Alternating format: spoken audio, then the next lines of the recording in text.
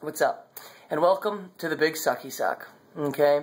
That's what I want to read about tonight. And that's basically when life craps on you and things suck it up and you just hate what's going on, God's like, hey, listen, you need to be happy about it. And which makes absolutely no sense. I remember I was walking out of this, we were doing this juvenile hall training. Okay? So we're going to do some mentoring there. And we're walking out and this guy sitting next to me, walk outside during a break, and I look at him and said, man, it's a really nice day out. It was sunny. He goes, and his response was, it's a God glorious day. He's like, every day's a good day. My worst day is the best day. And I'm sitting here thinking, what the heck does that even mean? You know what my worst day is? My worst day's sucky, okay? I hate my worst day. As a matter of fact, that's what makes it a worst day. And even though God's there, it still sucks, right? I'm sure you agree with me.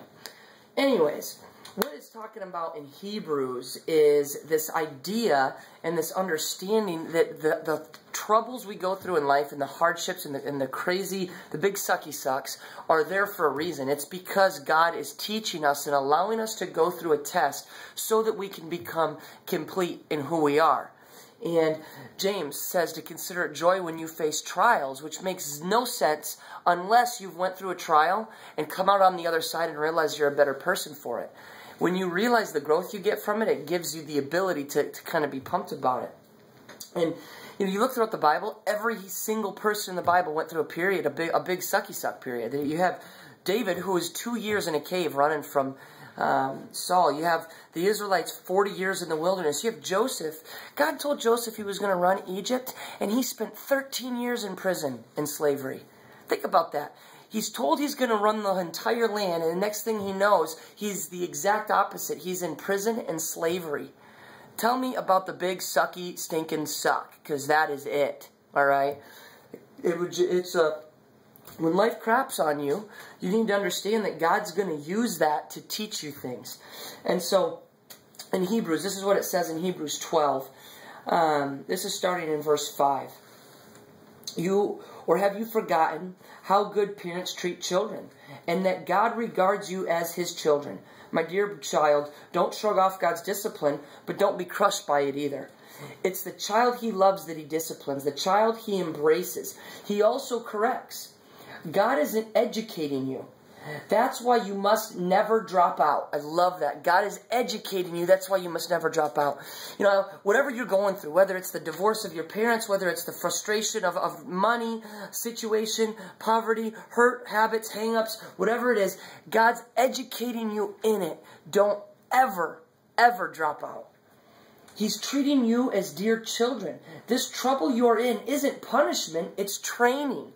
The normal experience of children.